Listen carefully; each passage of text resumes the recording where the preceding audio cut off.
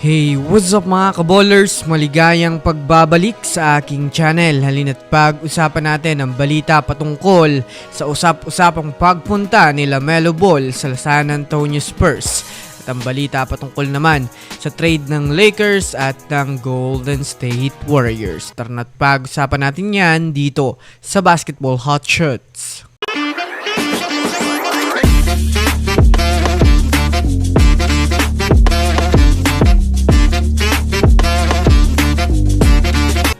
Una nga muna tayong dumako mga kaballers sa balita patungkol sa usap-usapang pagpunta ni LaMelo Ball sa San Antonio Spurs.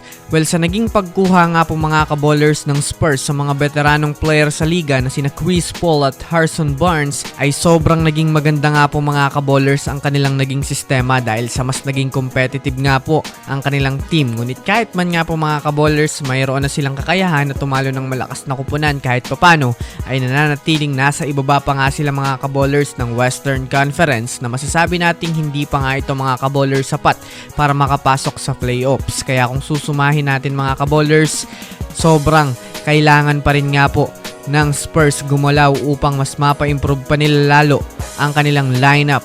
Kaya ayon nga po mga kaballers sa inilabas ng isang NBA analyst na si Ishan Bhattacharya, maaari pa nga daw makuha ng Spurs si LaMelo Ball gamit sina Trey Jones, Malaki Branham at Keldon Johnson.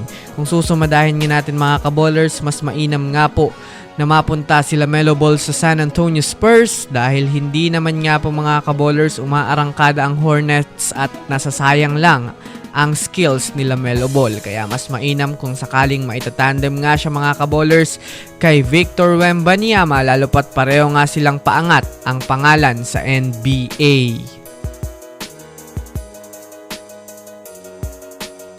Samantala, dumako naman tayo mga kaballers sa balita patungkol sa trade ng Lakers at ng Warriors. Alam naman nga po natin mga kaballers na desidido na ngayon ng Warriors magbitaw ng mga player dahil na rin naman sa nauna na nga pong maglagay si Mike Dunleavy Jr. ng mga kasalukuyang player nila sa trade block.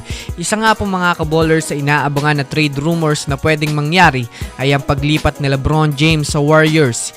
Inihanay na nga po mga kaballers sa trade proposal sina Andrew Wiggins, Gary Payton II, Jonathan Kuminga at Moses Moody kasama ang mga future draft picks sa Lakers kapalit ni LeBron James ngayong season. Kung susumadahin nga natin mga kaballers, hindi nga po maaaring matalo ang Lakers sa trade na ito lalo pat mga batang player nga po mga kaballers na magagaling sa kanilang role ang mapupunta sa Lakers, habang sa parte naman nga po mga kaballers ay maaari na ngang magkampi na sa NBA si Stephen Curry at LeBron James na po pwedeng magtulungan upang makuha ang kampyonato at ang ikalima nilang mga singsing. Well, hindi na rin naman nga po mga kaballers malabong mangyari ang ganitong trade scenario lalo pat pareho na nga ang Warriors at Lakers kailangan gumawa ng big move para sa kanilang kupunan at sa mga susunod pa.